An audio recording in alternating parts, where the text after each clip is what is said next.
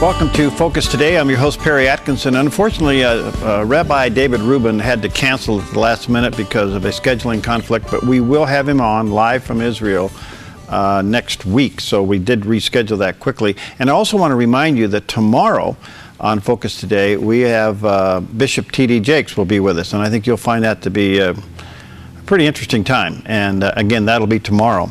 But earlier, I did have a chance to talk to Phil Cooke. Now, Phil is a great friend of ours, and he's one of the top movie producers in Los Angeles. He's a Christian. His take on the situation and things around the world, I think you'll find to be pretty provoking and inspiring. So join me now in our conversation with Phil Cooke.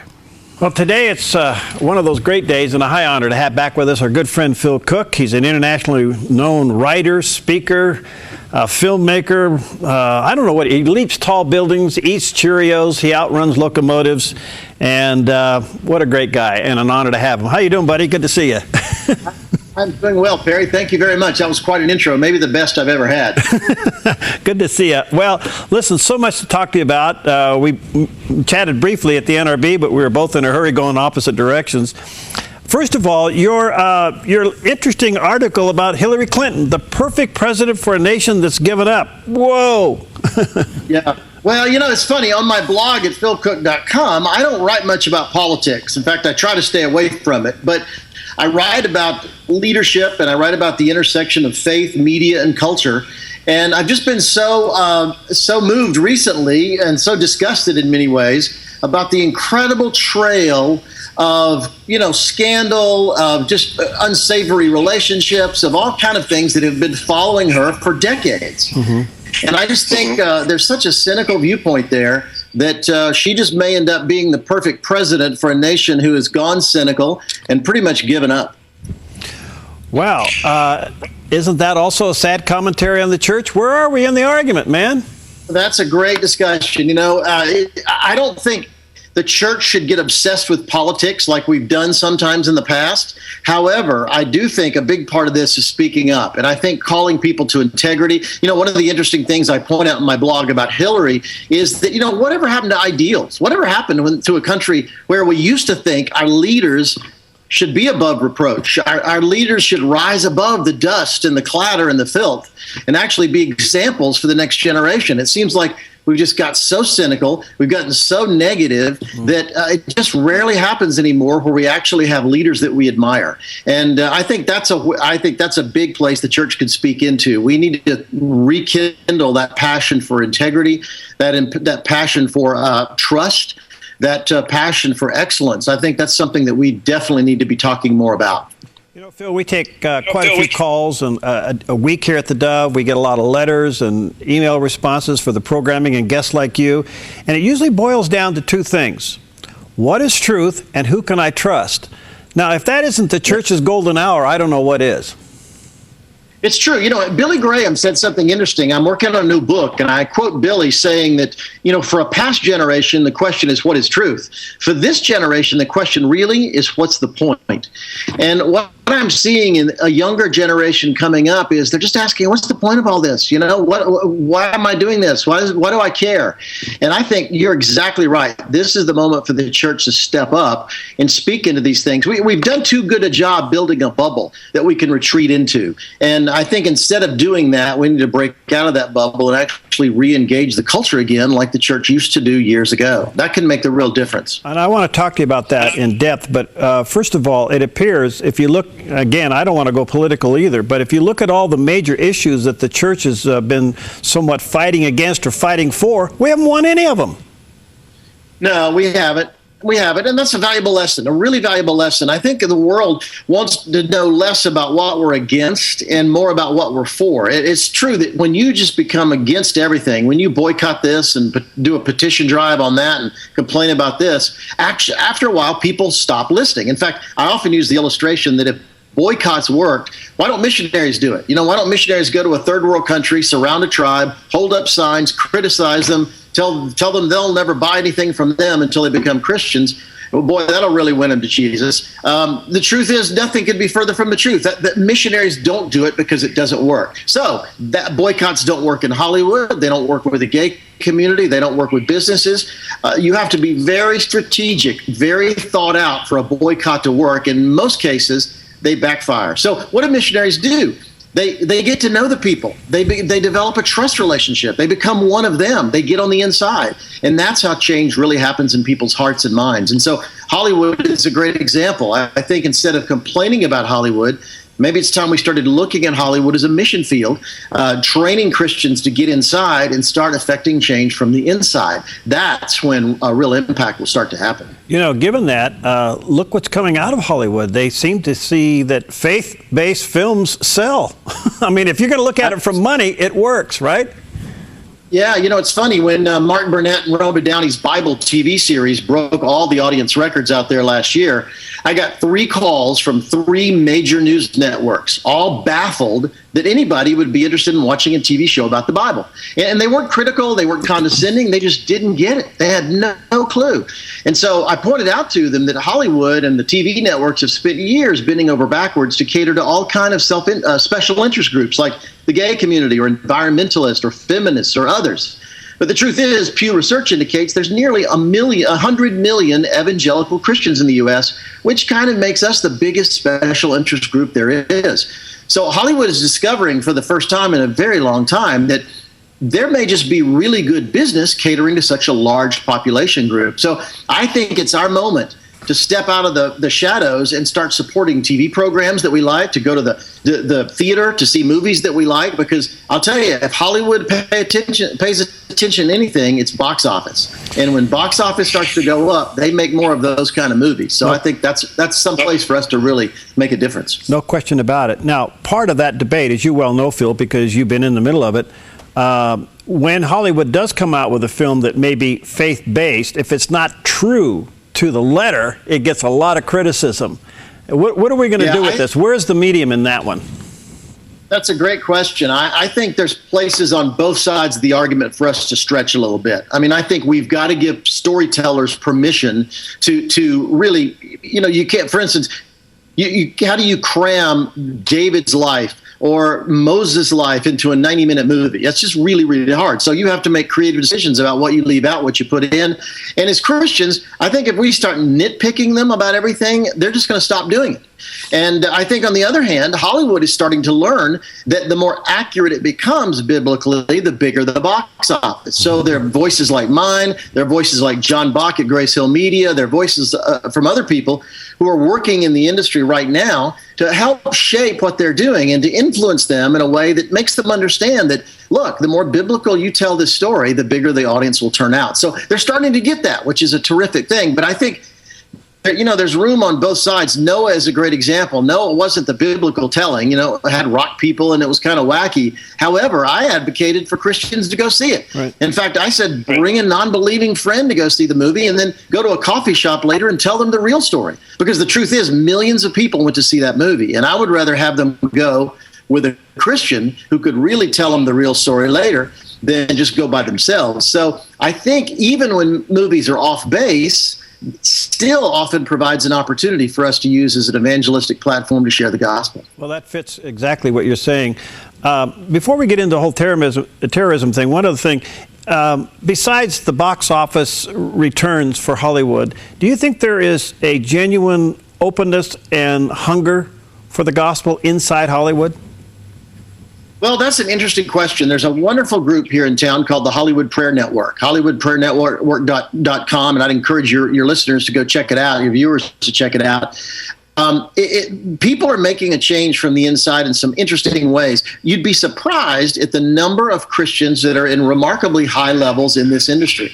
So people are directing projects and turning things and making decisions and really making a difference. So let me say there's place for hope. There's a real place for hope out there. I think that we should be praying. You know, again, turn Hollywood into a mission field. Stop criticizing and start praying.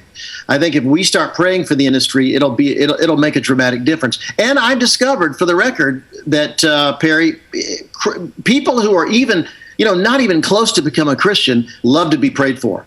I talked to someone recently and told them on a shoot that I was on, it was a secular shoot, a secular film shoot, a secular crew, and a young girl who was a production assistant, who was a Christian, stepped up, and right before our first shot, the first day of filming, she said, would anybody mind if we just kind of held hands for a second and prayed for the shoot? And you would not believe these burly, hardcore grips and gaffers who were not even remotely Christians fought their way to the front to grab somebody's hand to pray. Wow. So it's an interesting, it's almost a joke here in Hollywood that people may not like Christianity, but boy, they love to be prayed for. Oh. So if that's a doorway in, I'm going to take it. What a great story. All right, I want to turn our attention quickly, and then I'll have to take a break and we'll come back. But we've been watching with great interest what happened in Texas all over what was a supposed First Amendment rally. Now you can compare what happened in Texas to what happened in Paris with the newspaper about cartoons about Muhammad. But nonetheless, what's your response to what's happening to the First Amendment and that whole thing in Texas? Well, it's a great concern, huge concern. I've been really shocked at particularly at creative people, at the way writers have spoken out against what Pamela was doing there. And the truth is, that's not an event I would have staged. It's not something I would have wanted to be a part of. It's not something that I would have advocated for.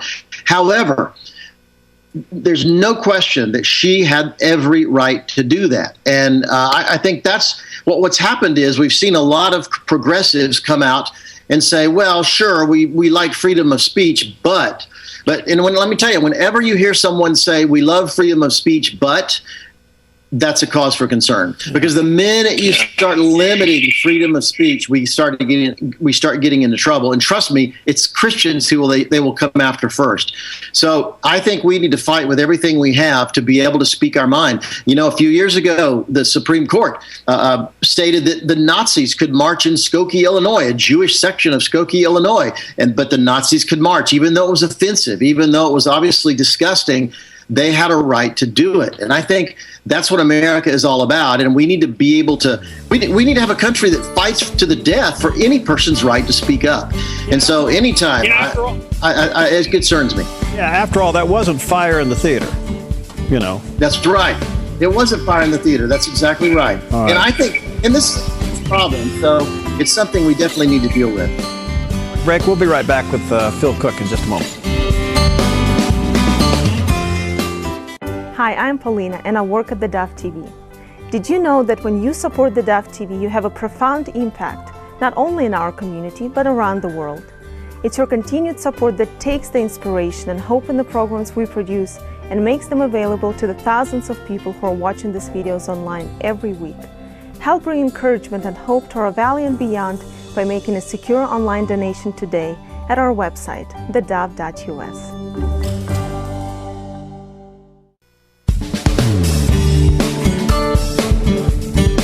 Okay, we're back with Phil Cooke, and by the way, his website is Phil Cooke, that's COOKE.com, a great resource. Check out his many books. I've read most of them. I'm telling you, this guy is spot on in so many areas, and I encourage you to frequent his website. It's a great resource, Phil Cooke, COOKE.com. All right, we're back to the discussion of the First Amendment rally in Texas that sparked now it's being tagged as the first ISIS attack in the United States. Certainly not the first terrorist attack, but the first ISIS attack. And isn't it interesting, the Second Amendment was there to protect the First Amendment. Yeah, you're exactly right. It kind of was, and it worked out that way. And it's very, I'm shocked because I'm a writer. I love, as you mentioned, my books and my website. I love to write. And so I was really concerned when people on the left started saying, well, we think freedom of speech is important, but we think that people shouldn't do this and they shouldn't do that and they shouldn't do that. In fact, Saturday Night Live, I don't know if you saw it, had a really funny sketch the other night where they had a contest to draw Muhammad and nobody had the courage to do it.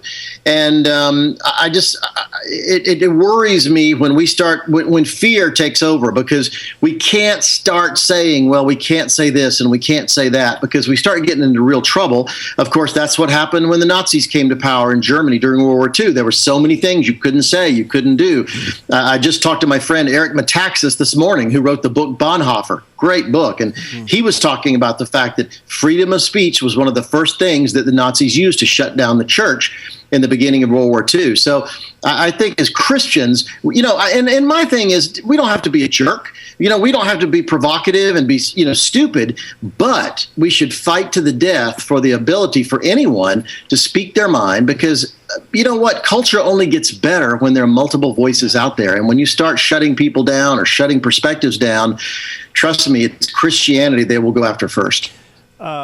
Well said, Phil. And I've always said about the whole incident in Texas, I agree 100% with what you're saying. I also think we need to interject that respect is a two-way street. And I think we just need to be more respectful in some of these things and not so blatant. But nonetheless, I don't want to see any of this shut down. Speaking of First Amendment, and you're absolutely right, if there is an infringement, I think it'll come after the Christian message before anything else. But aren't we set up for that now with the net neutrality by taking the internet and putting it into a utility? Isn't the next thing now to control content? Yeah, the ever-reaching arm of the government never ceases to amaze me. The internet has flourished since its invention. We have gotten amazing, companies like Apple and Microsoft and internet companies and Netflix and Hulu and Amazon have just exploded because of the freedom on the internet. But here the government decides it needs to regulate it. And the great irony of this is they're going to use laws that were invented for regulating the telephone. They're going to use those to regulate the internet. So I just don't get me started on governmental overreach. I think the government is so involved in every stupid, minute, picayune aspect of our lives. It's just staggering. And to think that they now need to regulate the internet is just ridiculous, because we've had such an explosion of ideas and corporations and companies and jobs and in advanced technology the way it was. What's been going wrong? That's what I can't see. They actually asked the government, okay, what is it that needs to be regulated? What's the problem? And the government couldn't come up with a reason. So it's even more terrifying when you think about it that, we don't need more regulation on the internet. Let it go. It's done very, very well since its beginning. Well, I'm hoping that the members of Congress will go after this and repeal it and bring it back for all the reasons we're talking about. But on the other hand, if you look at the thing called public airways, we broadcasters are in the crosshairs here, because if they can control the content of an internet site, then what's stopping them coming back and say public airways? We have to tell you what's politically correct. That's exactly right. They've had enormous control historically over television and radio because they declared them public airwaves, and when they do the same with the internet. Oh man, that just opens a huge Pandora's box of who can say what and what they're going to curtail, and all of this comes out of hate speech. Mm-hmm. This whole concept of hate speech. If there are certain things that shouldn't be said, it goes, it's that freedom of speech thing again, that pesky freedom of speech thing. Hate speech just opens the door to this multitude of things that you're not supposed to say. You shouldn't say it, because really today anybody, college campuses are the worst place this happens. But today, anybody can just say, I'm sorry, Perry, but what you just said was hate speech, and we need to stop that. And nobody's going to argue with you. No, and you don't have to actually. There's no standard of what hate speech is anymore, and so it's just whatever somebody feels like it is, somebody perceives it is, and all these nebulous things are just, that's what makes things concerning for me. Can you say fairness doctrine? We broadcasters are well aware of that. Let's come back to terrorism and Christians. Do you think we get this? Are we responding to terrorism correctly? I don't think so. I just spent some time in South Africa. I was in Israel a few weeks ago, and I travel a lot internationally. And trust me, it is much more of a hot button issue in those places than it is here, particularly in areas in the Middle East. Particularly in Europe, it's in the news every single day. We're relatively insulated in America. We had 9/11 here, but you know what? People seem to have moved on, as tragic as that is. This incident in Garland, Texas, we've kind of moved on already, and that's just been a week. It's just interesting how we live. We don't think of these things, and they're not on our front burner the way they probably should be. So, no, I don't see us having a national leader in the White House that is going to stand up to this. No way do I see that happening. And I'm concerned about Congress, stepping up to the plate. Our military is getting smaller and smaller and smaller. And so I do worry about a time when we're going to have some real serious questions about even our ability. And the other thing is, as our culture goes in a more secular direction, we have no concept of what drives people that, like ISIS, who are militant Islam, advocates. We don't get what the faith, the motivation. We don't understand that because people in the U.S. typically today don't understand faith at all. They don't have a faith. So as our culture gets more secular, we even lose the tools and the language to actually talk about what's driving this in the first place. So there's so many things that are going in bad directions. I think Christians need to speak up. They need to write. They need to preach. We need to get our voice heard now more than ever. Wow, beautifully said, Phil. Because I'm beginning to think that in the back of our minds, we think that we can coexist with evil. Evil doesn't want to coexist. No. Evil wants to conquer. Yeah, the funny thing is we can coexist because the Judeo-Christian tradition allows tolerance. But trust me, radical Islam, these guys they're not interested in coexisting at all, not even remotely. So we need to stop looking at them through our lens and start looking at the brutal reality of what we're facing. Wow. I think that's incredibly important. What are you working on? What's next for you? Well, I've got a movie coming out in September. I'm executive producer of a new film on Hillsong United. You may have heard of the church Hillsong in Sydney, Australia. They have branches in L.A. and New York and London and Cape Town and Vienna and Kiev and places all over the world. And their band, their number one worship band, Hillsong United, is probably the most famous worship band in the world. They sold out the Hollywood Bowl. They sold out Red Rocks. They sold out Madison Square Garden. And so we did a 90-minute feature film on who they are and what they're about and what drives them.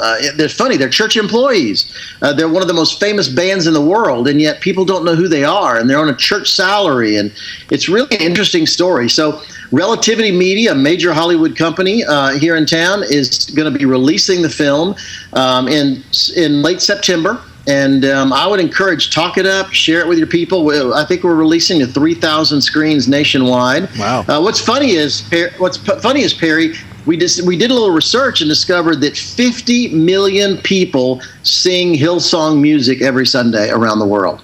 And it's just unbelievable how popular what they do is. And so we wanted to tell the story. And so we did it we followed them on their world tour last year, ended in a big, huge concert here at the Forum in Los Angeles. And it's going to be an interesting film. So I'd encourage you, talk it up, tell your friends to go see it. It's going to be fun. Boy, let us know. We'll be glad to promote it for you. Thank you. Well, philcooke.com, that's COOKE.com. Check it out. And Phil, you're a delight and an inspiration. How can we pray for you? Well, you know what? We're balancing clients. We're doing a lot of work. One of our clients is the Museum of the Bible in Washington, D.C., and that's a hugely interesting project that people could be praying for. That's a museum that will go in 2017, literally 2 blocks from the Air and Space Museum right there on the main mall. It's going to be a massive, massive museum dedicated to the history and the impact of the Bible. And they've asked us to come on board and help them tell their story. So we're shooting short films and documentaries, and it's going to be very exciting. So I'd encourage you, pray for that. It's going to be huge. We will do. Thanks, buddy. Good to see you again. Keep up the good work, pal. You too, Perry. Thanks so much. Take care. Hi, Phil Cooke. What an inspiration. Hey, coming up, we're going to have a great conversation with Dr. Paul Kengor. I think you're going to find him to be pretty provoking. He's written some great books, and what an honor to have him. We'll be talking to him in just a moment. Hi, I'm Paula, and I work at theDove TV. Every day we get letters and emails from people who've been encouraged, blessed, and challenged by the programs on theDove TV. But we couldn't do it without you. Did you know that more than 90% of our income comes from people like you?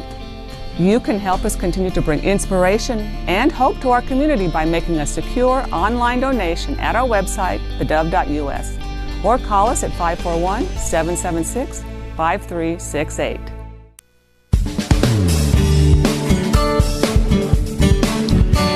Well, welcome back. What an honor to have with us today Dr. Paul Kengor. He's an author. He's written some books that are bestsellers, 11 Principles of a Reagan Conservative, The Crusader, Ronald Reagan and the Fall of Communism and the Communists, Frank Marshall Davis, The Untold Story of Barack Obama, just to mention a few. Perhaps you've read some of his articles in the USA Today or New York Times, but he's written a book that I think is a manual. It's called Takedown, and from the communists to the progressives, how the left has sabotaged family and marriage. Wow. Dr. Paul, good to see you, my friend. How are you? Good, Perry. Good to be back. Thanks. Yeah. Wow. What provoked this book? Yeah. No, and I've had friends who've said to me, hey, why do you want to step into this culture war issue, right? And because I'm a Cold War historian, I focus on communism, radical ideologies, totalitarianism, socialism, progressivism, conservatism. And really, Perry, it's because of that background that I've unfortunately waded into this, because when I teach my students about the Communist Manifesto, and we actually read it, we don't just say, it's a pretty good book if you just go and read it, and then you don't read it. So we actually read it, and there's a line in there that says abolition of the family. And they go, abolition of the family, what does that mean? Professor, what does that mean? So obviously you discuss what it means. You talk about Marx and his family life, which was horrid. Talk about Engels and his family life, which was non-existent. In fact, Marx wrote to Engels, "Blessed is he who has no family."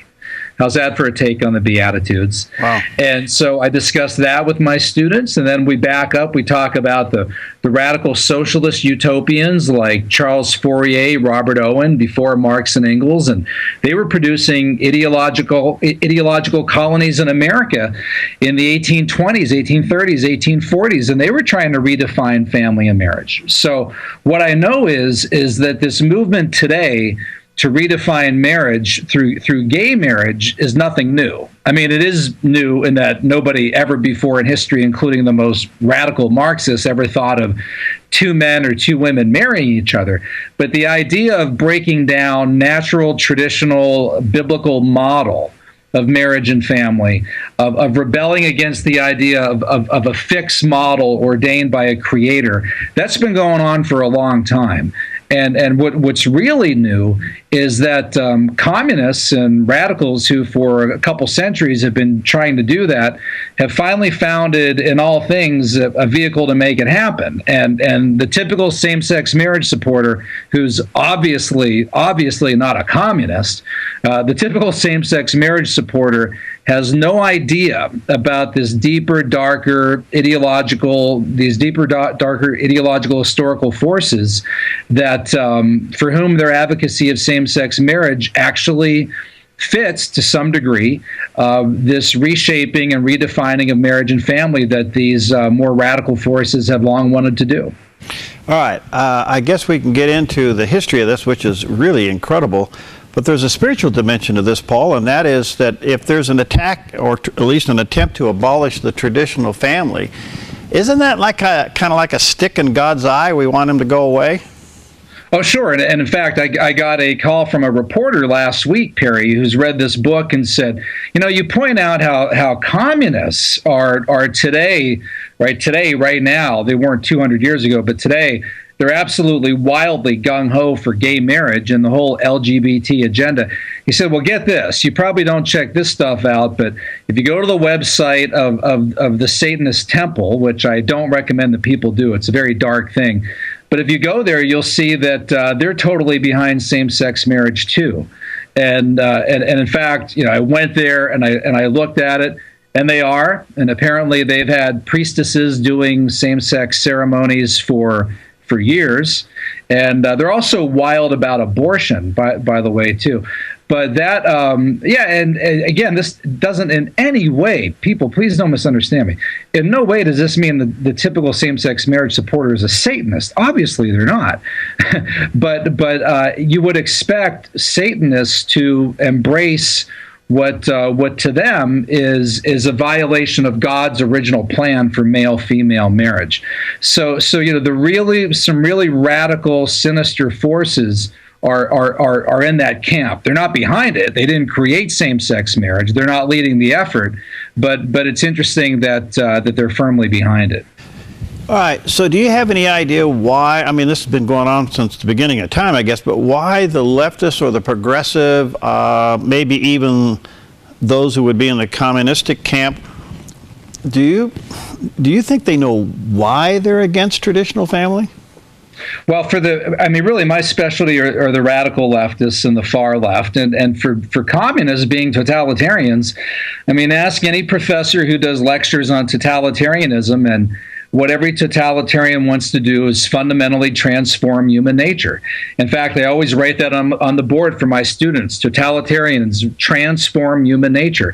And if you're going to transform human nature, if you're going to take down the West and the Judeo-Christian world and value system, then you got to start with the absolute bedrock, the most fundamental thing, most fundamental building block of the West and of Judeo-Christian society, and that's the family. It's also God, which is why the communists in particular, I mean, when Marx and Engels and the Bolsheviks weren't writing about attacking the family, they were calling religion the opiate of the masses. Marx said communism begins where atheism begins. Lenin said there's nothing more abominable than religion. Lenin said all worship of a divinity is a necrophilia.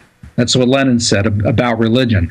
So for them, attacking religion, attacking family, attacking marriage, it's absolutely fundamental to remaking society in their own image, which is a fundamentally anti-God image. Dr. Paul, this issue is now splitting the church.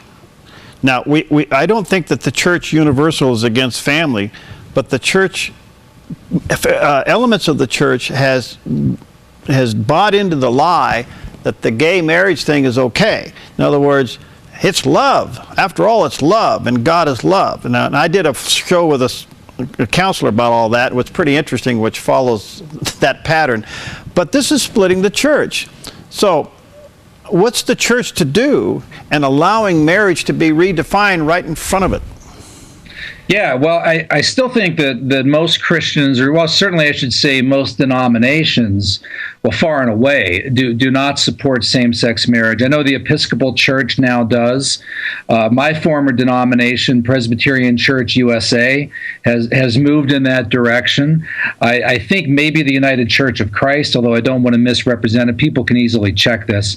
But the Roman Catholic Church is holding firm. Pope Francis, for all the criticisms of him on ecology, economy, redistribution of wealth, and so forth, is absolutely solid on family and marriage. In fact, he said same-sex marriage is a product of the father of lies. He called it diabolical.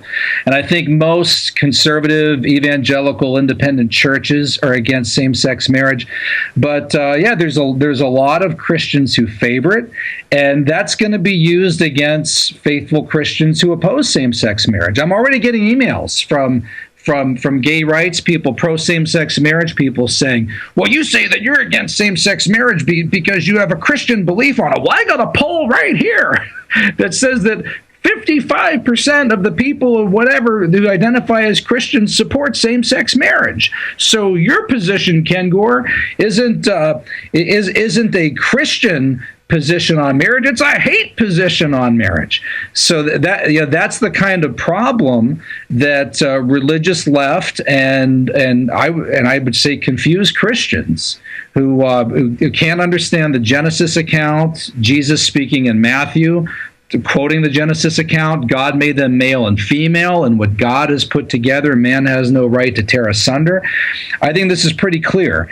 Despite what Jimmy Carter says, you don't need to pluck out a verse somewhere in Corinthians that says no same-sex marriage. They weren't even thinking about that. Why would there be a verse strictly prohibiting that? I mean, no culture ever, other than our own people in modern times, contemplated this idea. So of course you're not going to find a Bible verse that explicitly forbidding same-sex marriage. People didn't do that. Even the ancient Greeks and Romans, where bisexuality was tolerated, homosexuality was, a man who was bisexual or homosexual was expected at some point to marry a woman and raise a family. Sorry, Perry, that's a long answer to your question, but no, yeah, liberal Christians are going to create a lot of problems for faithful Christians on this question. Well, I got to take a break before I do, though. We're in a corner, Paul. We're in a corner. I mean, the church is in a corner, and now truth is hate speech. What are we to do? What are we to do? That's right. That's right. Okay. Let me take a quick break with Dr. Paul Kengor, and get this book called Takedown. You can get it at Amazon. And Dr. Kengor, PhD, From Communist to Progressive and How the Left Has Sabotaged Family and Marriage. I think you not only find it to be, well, first of all, it's a manual. I think if you need some good material to help you defend what you believe, get a hold of this book. It'll help you understand it. We'll be right back.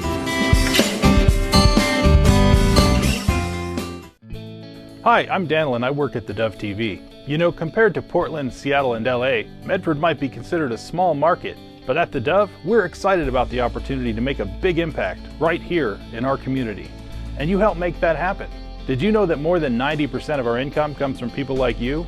You can help us now by making a secure online donation at our website, thedove.us, or by phoning 541-776-5368.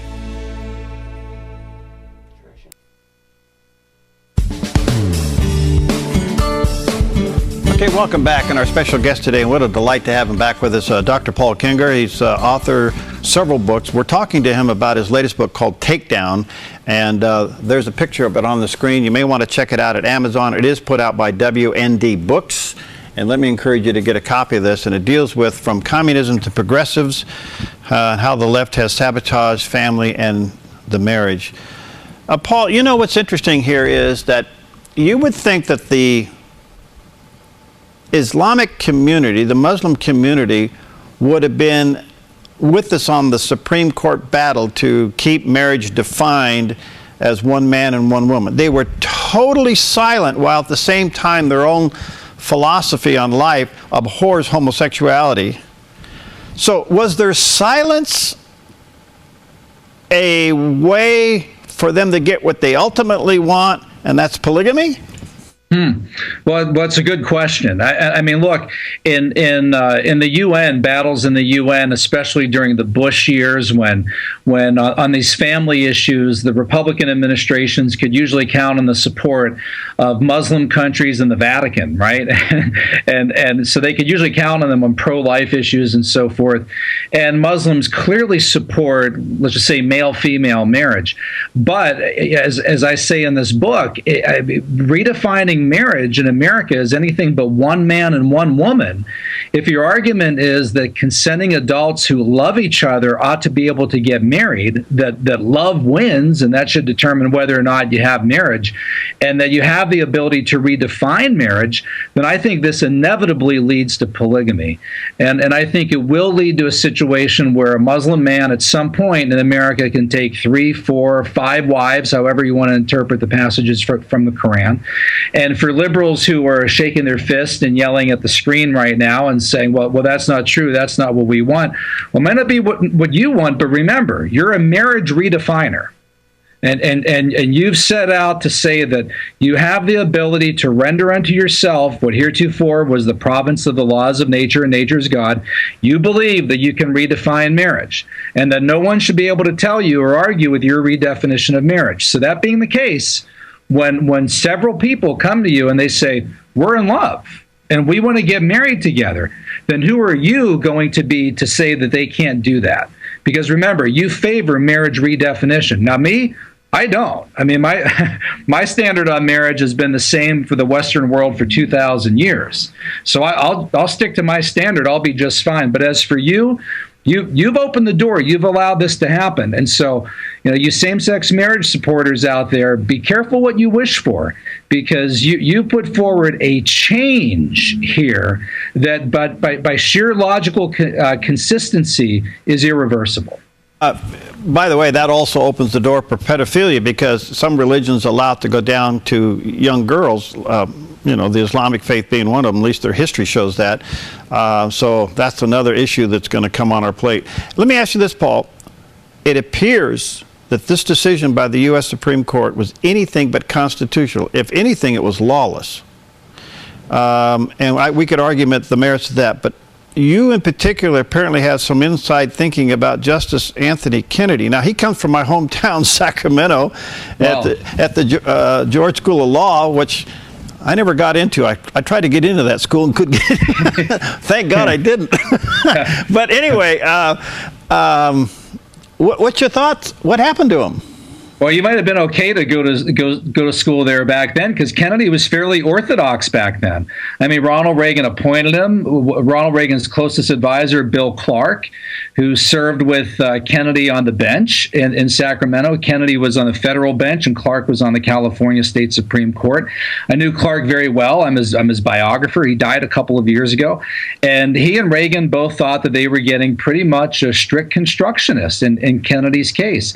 And Kennedy's been pretty good on states' rights as well, but on some of these social issues, he's been really bad. And really, Perry, the answer to how Kennedy was going to vote on June 26, 2015, with his gay marriage decision, you can find it in 1992 in a decision called Planned Parenthood v. Casey, which ruled against Governor Casey, a pro-life Democrat in the state of Pennsylvania, my home state, and reaffirmed Roe v. Wade as a constitutional right in all 50 states. Sound familiar, right? But Kennedy in that decision flat out said that the heart of liberty in America means being able to come up with your own definitions of existence, of life, of the universe, and of meaning itself. And by the way, that is not the American understanding of liberty. It wasn't the founding fathers' understanding of liberty. It's not a Christian understanding of liberty. Kennedy, who's Roman Catholic, it's not a Catholic understanding of liberty. That is a very radical secular understanding of liberty. Liberty isn't about the right to come up with your own meanings of meaning. You can't call a tree a dog. You can't call a cat a dog. You can't call grass trees. I mean, you know, life is life. Marriage is marriage. You can't do that sort of thing. But that's what Kennedy thinks that you can do in America. And so, really, if Kennedy believed that being an American means coming up with your own meanings of meaning, then I imagine coming up with your own definition of marriage was pretty much small potatoes after that. You know. Francis Schaeffer writes about that in Christian Manifesto, and he dealt with the whole issue of justices being able to do what they want to do and come up with things that weren't even in law. I guess he called it the Lex Rex versus the Rex. See, the Lex Rex versus the Rex Lex. Interesting. You know, which was the law, the king, no, the law is king or the king is law. And that's basically what that meant. And when so when the king becomes law, you have what we have now. That's right. And that's a total violation of natural law.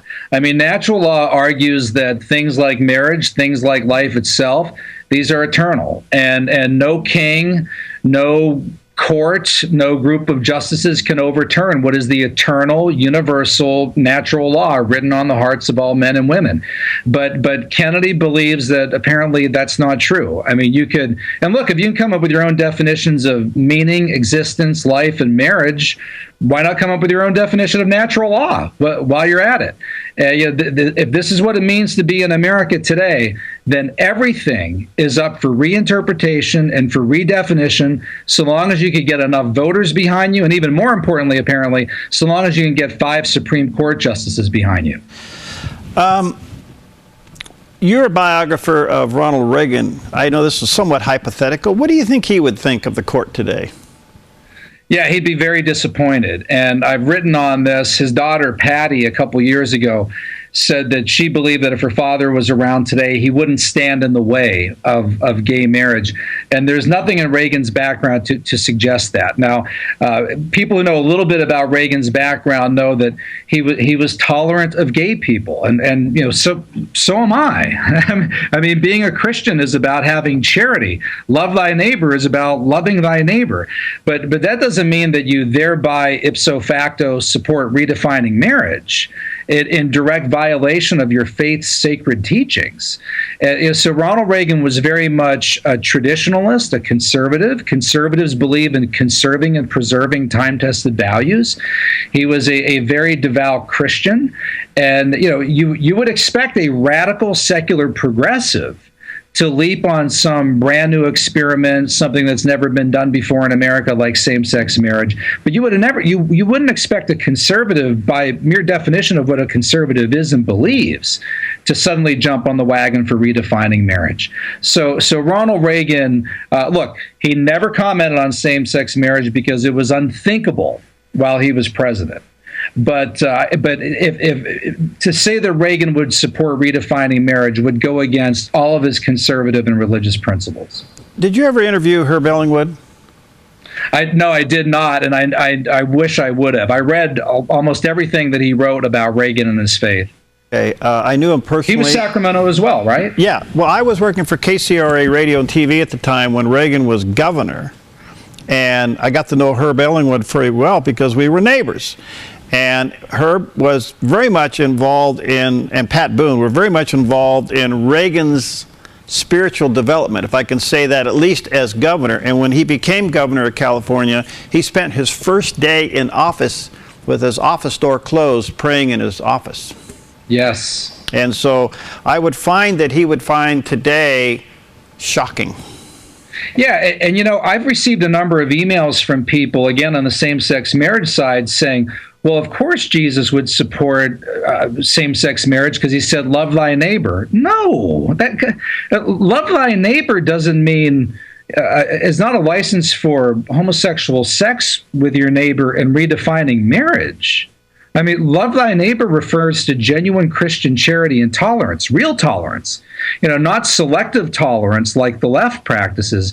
In my book, I quote Herbert Marcuse, the cultural Marxist, who talked about repressive tolerance. And he said this in the 1960s. And he said that's the idea that people on the left should tolerate ideas from the left, but not tolerate ideas from the right. And that's what they're doing today with marriage. Although terribly, suddenly today, if you support the traditional, natural, biblical view on marriage that 99% of all people who ever bestrode the earth supported, that suddenly puts you on the right and you shouldn't be tolerated.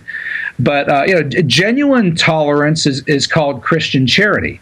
The kind of tolerance that the left engages in is not tolerance at all. It's a very narrow, selective tolerance at best. Demonizing and picketing and seeking to destroy people who disagree with you on redefining marriage is not tolerance. Paul, all right, so marriage has been redefined right under our nose. We don't seem to have a good Christian response to this, other than we're letting the world define us as people of intolerance and hate. We don't seem to be pushing back from that. Divorce rates among Christians is an all-time high, unfortunately. In the state of Oregon, we got the state coming between the parents and the child. The child can go out and have an abortion. The parents don't have to know about it, but the parents' insurance can be billed, and the insurance company doesn't have to tell the parents that they've been billed. I mean, we're in a real pickle here. Yes. And what do you say to this? What do you say to this? It's terrible. And in fact, to quote Ronald Reagan, he said, as the family goes, so goes the culture, so goes society. And it's really, really bad. And Perry, same-sex marriage supporters will say, look, don't accuse us of destroying family and marriage, because heterosexuals and Christians have done a pretty good job of that themselves. And they have. That's absolutely right. Although that said, you look at 2,000 years of Western Judeo-Christian marriage, it did really well for about 1,960 years, right? I mean, these things like abortion and divorce and extramarital sex, I mean, a lot of these things are, by and large, recent blips on the historical radar. But even though Christians themselves have done a really good job of desacramentalizing, taking the sacredness out of marriage themselves, they could not succeed in redefining marriage. They never actually smashed the mold of male-female. What's so uniquely unsettling and dangerous, if you will, about same-sex marriage is it takes that male-female mold and it smashes it. Yeah. Paul, I got to go. This opens it up to all sorts of new arrangements and configurations. Folks, get it. It's called Takedown. Paul, thank you. I love you. I just love what you have to say. I want to do more shows with you. Well, I'd be happy to. Thank you. Hey, God bless you, pal. Hang in there, and we'll get together again soon, okay? All right, Perry. Thank you. Get the book. It's called Takedown. Look at it on Amazon, okay? Takedown, put out by WND Books. We'll see you next time on Focus Today.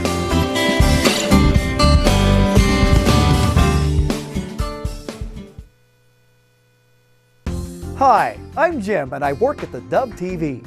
Every weekday between 6 and 8 a.m., our award-winning news and sports team bring you the best morning show around. It's live, it's honest, and it's a whole lot of fun. And you help make it happen. Did you know that more than 90% of our income comes from people like you? You can help us continue to air local programs that share your voice by making a secure online donation at our website, thedove.us.